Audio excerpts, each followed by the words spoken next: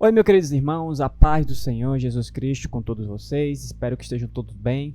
Nós iremos falar agora de um tema muito importante, que é exatamente sobre realmente um pacto pode ser quebrado. Nós vemos que uma bruxa em um dos podcasts falou que a igreja não pode quebrar pacto. Será que realmente isso não deveria acontecer? Será que a igreja em si tem poder, para quebrar pacto? Nós vamos assistir umas partes do vídeo e iremos comentar sobre isso, certo? Vamos lá. Essa bruxa é a bruxo Valberto, né? Ele fala que a igreja não pode quebrar pacto, né? Vamos para parte do vídeo dele, vamos ver os pedaços desse podcast, né? Foi onde ele participou, certo? Vamos lá. Vamos lá. Um dos vídeos aqui parece que ele vai fazer uma pergunta sobre os orixás, alguma coisa assim. Vamos dar uma assistida pra gente ver. Tudo mais. E a gente tá aqui pra desmistificar tudo isso e pra revelar tudo isso, certo? Então a primeira pergunta é: quem é o Exu? O que é um Exu? Exu, né? Quem é Exu? Qual a... A pergunta foi: o que é o Exu? Quem é o Exu? Nós sabemos que essa comparação de Exu, eles acreditam tanto isso, porque na verdade o Candomblé, o Quimbanda, né, toda a religião de matriz africana, sabemos que mexe muito com bruxaria, né? Eles tentam de todas as formas querer esconder essa ideia de que o espírito do bem, que tem espírito possessor, que tem aquilo, né? Mas nós sabemos que não é bem assim. Se você for atrás realmente da história do Candomblé, você vê que, principalmente na África, tem muitos lugares lá na África que eles usam muito isso para o mal. Pô, ele vai pegar uma foto sua e fazer aquilo ali, pode ter certeza que você vai morrer ali na África. Então eles fazem a bruxaria pesada lá, exatamente, que é de onde vem. Então são religiões de matriz africana, ela vem dessa base religiosa, tá entendendo? Vamos ver aqui. Aí a pergunta foi: o que é Exu? E o que é e quem é os Exu? No caso, ele vai, que é o Valberto, né? Ele vai responder. A função de Exu, não é isso? Exu é o Senhor dos Caminhos. Exu é uma divindade do panteão africano, não é? Que é um orixá, vamos dizer assim. É uma divindade do panteão africano. É um Exu. E no Brasil também tem outras entidades que aí já não são divindades. Eles dizem que no panteão africano os Exus são divindades lá. Já no Brasil eles consideram como se não fosse divindade, sendo que é a mesma coisa, né? Nós sabemos que os demônios trabalham em todas as áreas. Eu já cheguei aqui a falar, se eu não me engano, um pouco sobre os demônios territoriais, que são demônios responsáveis por fazer desgraça e miséria naquela área ali atualmente. Nós sabemos que em Daniel, quando Daniel fez a oração, a Bíblia nos fala que o príncipe da Pérsia, né, que tinha segurado o anjo que levaria a mensagem, porque Deus tinha respondido Daniel no mesmo dia, né? E aí Deus teve que mandar, no caso, um anjo para poder soltar aquele anjo mensageiro e poder entregar a mensagem a Daniel. E aí nós sabemos que nesse decorrer, quando a mensagem chegou a Daniel, foi que o Senhor deu a justificativa da demora da resposta. Então Deus dando sua justificativa para um homem, Deus falou, o anjo chegou para ele e falou, né, Daniel, assim que tu orastes, o Senhor mandou-me para lhe responder no mesmo dia, imediatamente, no caso. Mas o príncipe da Pérsia impediu-me de chegar. No caso, o Senhor teve que mandar o anjo, né, e o anjo foi lá para poder libertar aquele anjo mensageiro. Então nós sabemos que existem os demônios territoriais. O mesmo demônio que está na África tem um tipo, tem outro demônio aqui no Brasil. São demônios responsáveis pelo território. Então percebemos isso, né? Vamos ver o que ela vai continuar falando aqui, né? Ela disse que no Brasil já não é divindades, né? Na África são divindades, Exus divindades, vamos ver. Né? Já não são orixás, são os Exus catiços, os Exus de rua, né? Como o Tranca-Rua, o Exu Marabô, o Exu Viludo, o Exu Giramundo, o Exu Ventania. Olha aí, tá vendo ele falando?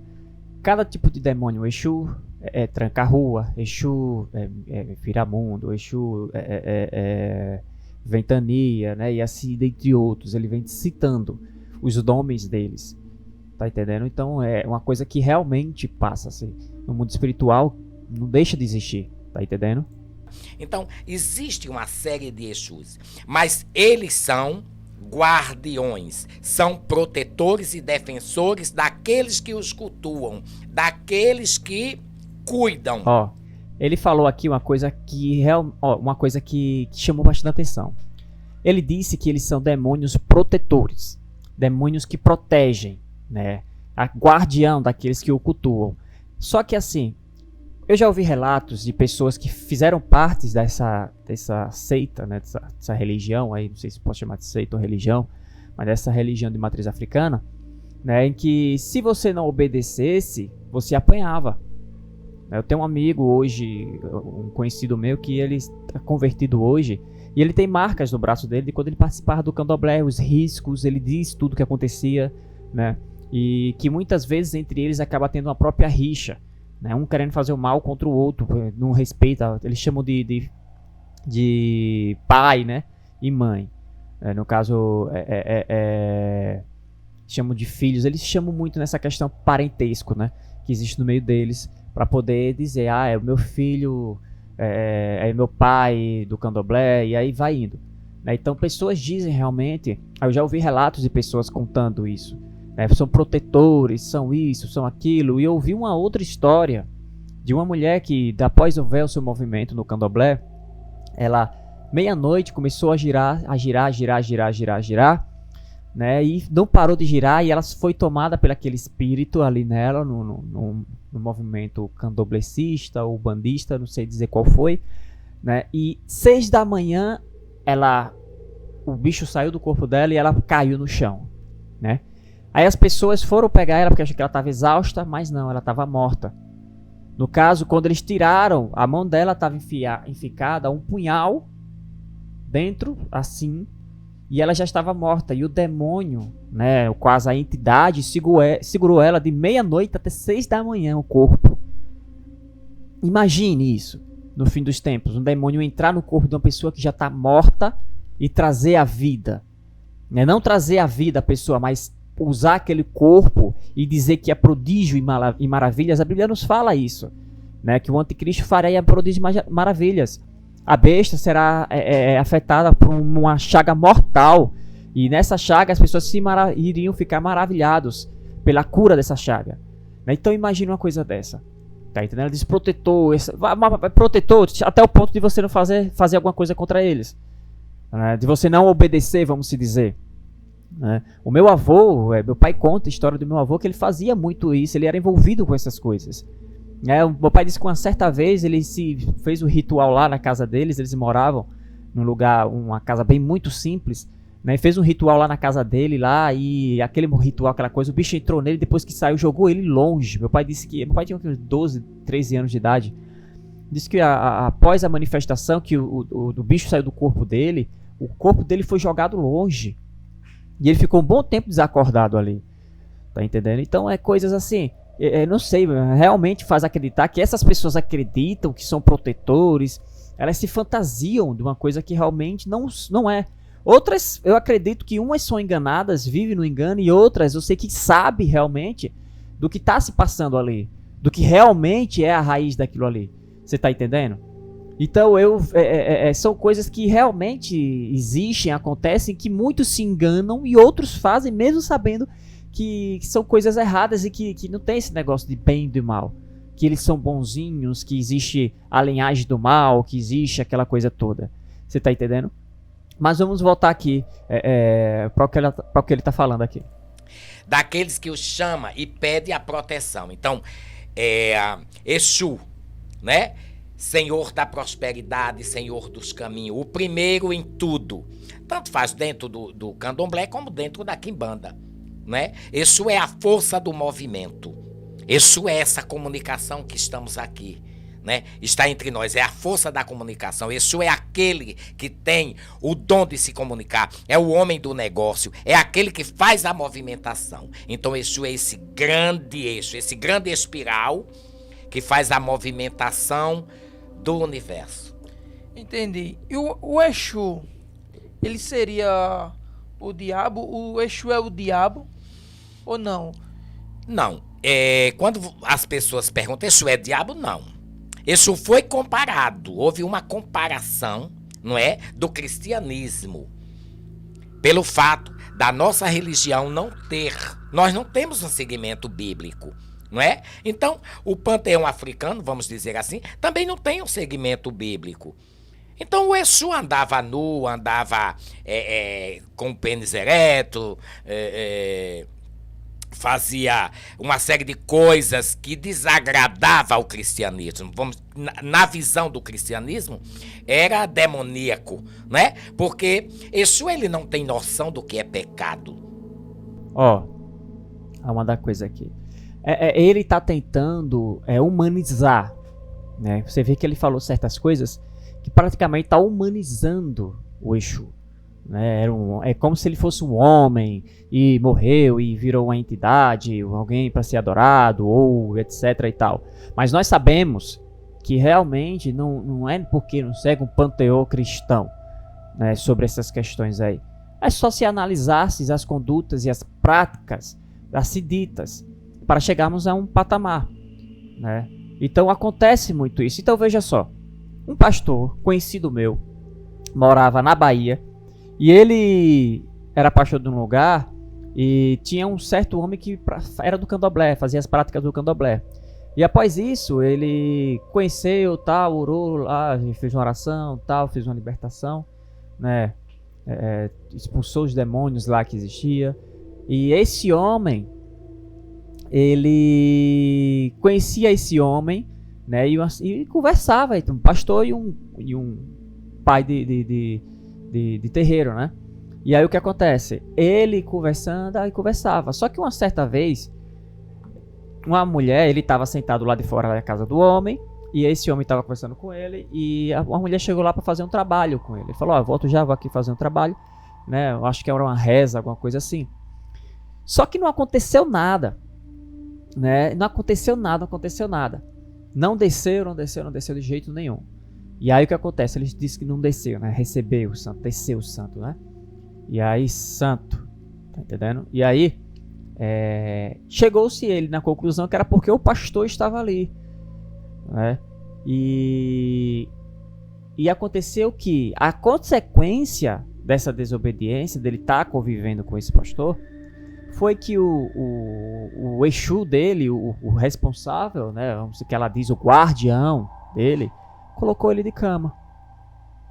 Ele secou e foi secando até morrer. Tá entendendo? Eu não lembro bem se ele acabou aceitando a Jesus e após isso acabou falecendo, né, esse homem.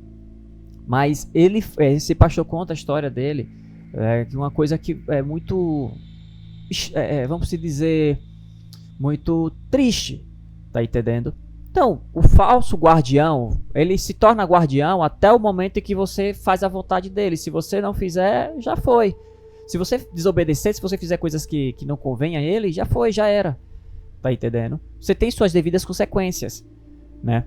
Eles chamam muito que o Exu dá surra. Eu já ouvi muitos eles falarem assim, pessoas que sim, eles dão surra, eles batem. Tá entendendo? Como se fosse uma forma de repreensão ao que ele tá fazendo. A conduta está sendo repreendida pelos próprios demônios dele, tá entendendo? Então ele quer humanizar isso aqui, quer humanizar. Mas vamos para o ponto do que ele fala que a igreja não pode quebrar um pacto. Vamos lá. A gente chegou na parte aqui que ele fala um pouco sobre pacto. Se a igreja pode quebrar realmente um pacto, né? Chegando de antemão do que ele vai ser dito aqui, eu quero que você preste muita atenção nas falas. Vamos lá. João Berto, existem pessoas que fazem pactos, certo? Existem pessoas que fazem pactos. Como eu sou evangélico, já presenciei várias vezes em culto. Olha, primeira coisa, ele disse ser evangélico. Primeiro passo é que não se negocia com as trevas. Você não pode jamais chegar na sua casa e servir-se e dar essa ênfase, essa atenção, essas coisas assim para as pessoas que não contribuem da mesma fé. Tá entendendo? Nós sabemos que a palavra fala que ficará de fora os cães, os feiticeiros, né?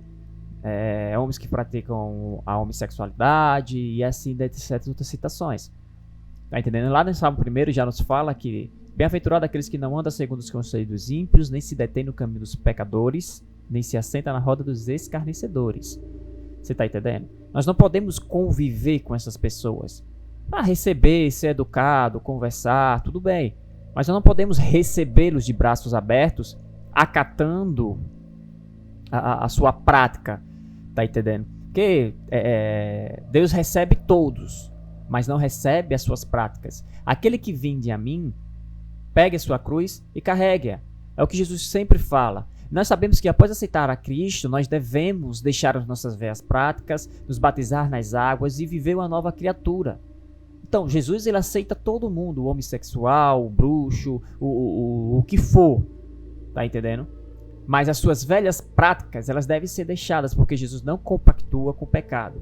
E nada deste mundo entrará no reino dos céus.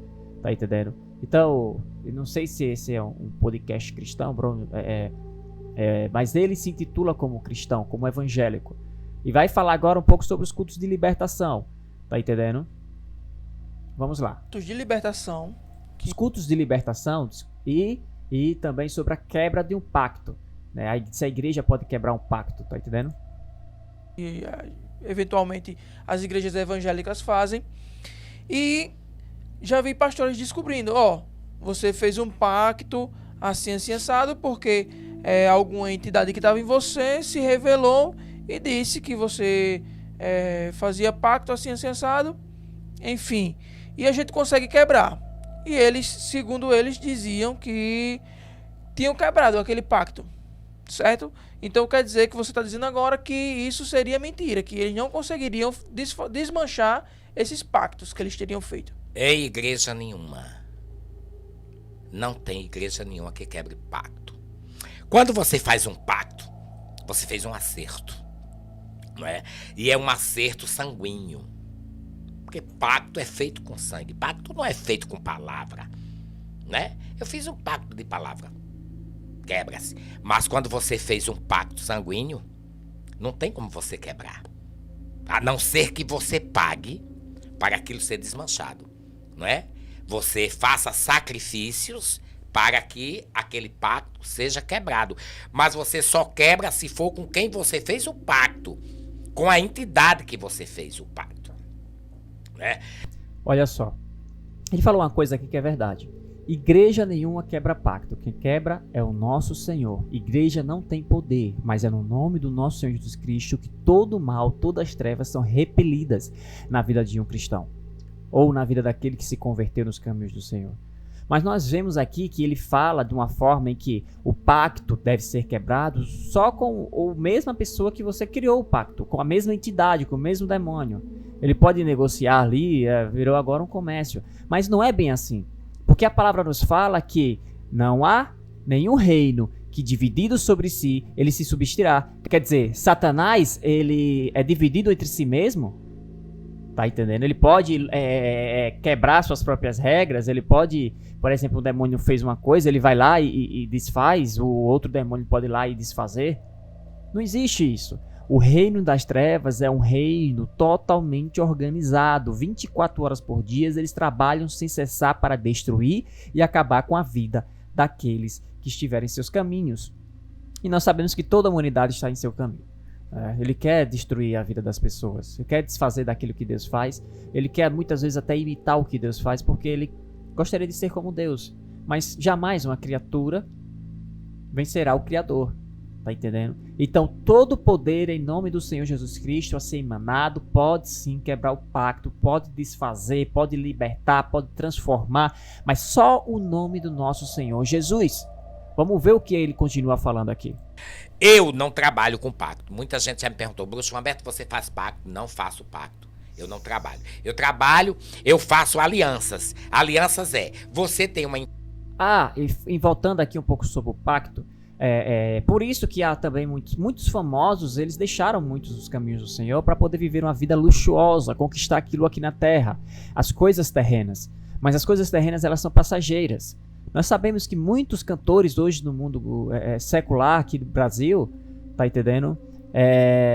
Fez pactos, fez trabalhos para poder se tornarem famosos, ricos e milionários, e assim são.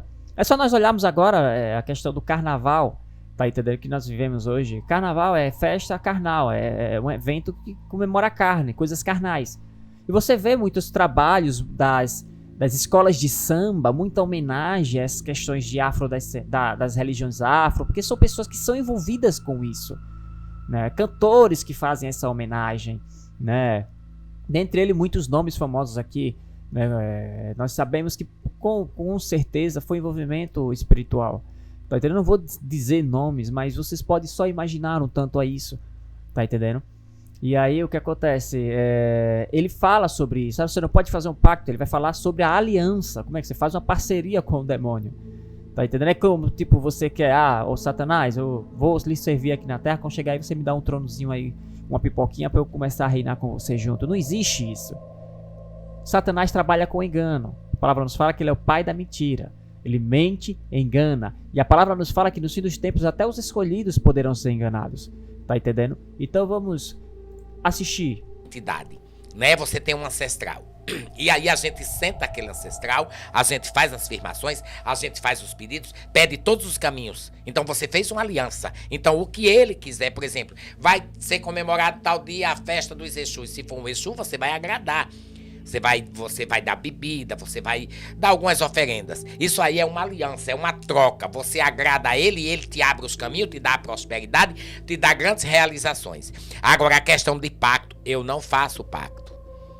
Faço aliança, né? Porque a partir do momento que você não quiser mais, você pode ficar livre. Agora, pacto sanguíneo, né? Eu dei meu sangue, eu fiz um pacto.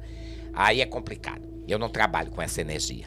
Entendi. Então quer dizer que existem muitos trabalhos que envolvem sangue. A pessoa que trabalha... Existem muitas mistificações, né?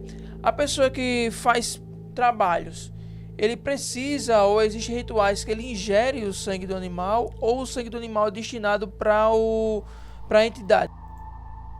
Veja só a pergunta que está falando sobre envolvimento nos rituais. Beber sangue, porque um pacto tem que ser um pacto sanguíneo, né? Pode ser de criança, pode ser de gente, pode ser de animal.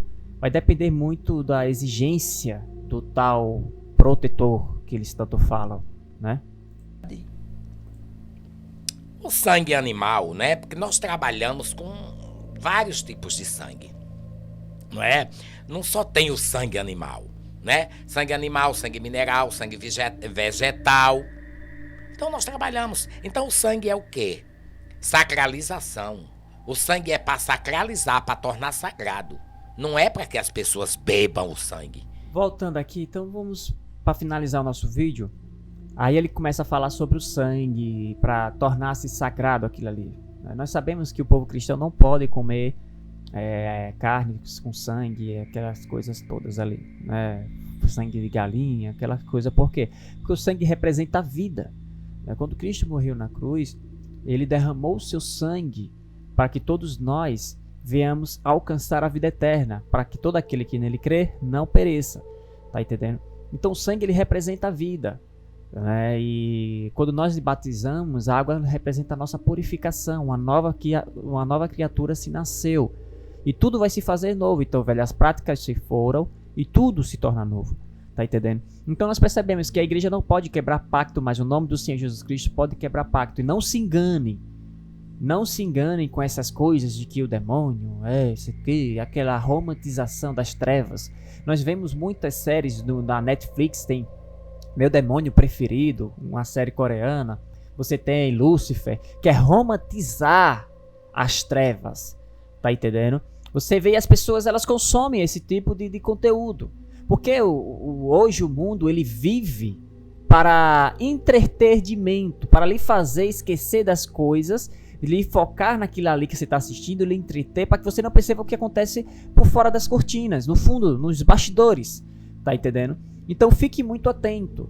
Orai sem cessar, busque muito a presença de Deus, se fortaleça na tua presença, na tua essência, orando sempre.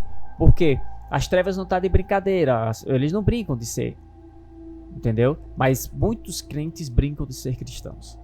Você está me compreendendo o que eu estou falando? Então a coisa é muito séria, igreja. Preste muita atenção, né? Esse tal bruxo, o bruxo Aí, o Valberto, né? Ele acredita muito nessas coisas, você percebe que ele fala. Mas no olhar dele, você percebe que ele sabe das coisas realmente por trás das cortinas. Né? O teatro se passa na frente, mas nos bastidores ele conhece muito bem o que se passa. Você enxerga isso nele, tá entendendo? Então ele sabe o que faz, sabe o que é, para onde está indo, né? Aí só verdadeiramente uma libertação no nosso Senhor Jesus Cristo, para que os olhos deles verdadeiramente se abram para as luzes, para a luz. Você tá entendendo? Então, igreja, é isso que eu quero transmitir para vocês. Que Deus abençoe a vida de vocês, que Deus abençoe o nosso Brasil, né? E que não deixe de se inscrever, de compartilhar, de deixar o seu like, de deixar o seu comentário, tá entendendo? Se você tem alguma dúvida, é só você falar nos comentários que a gente trará aqui no vídeo, no nosso canal, tá bom? A Church TV é um canal voltado para a pregação do Evangelho e propagando a palavra do nosso Senhor Jesus Cristo. Que Deus abençoe a sua vida, a sua família, que Deus abençoe o nosso Brasil. Um grande abraço e até a próxima. Tchau, tchau.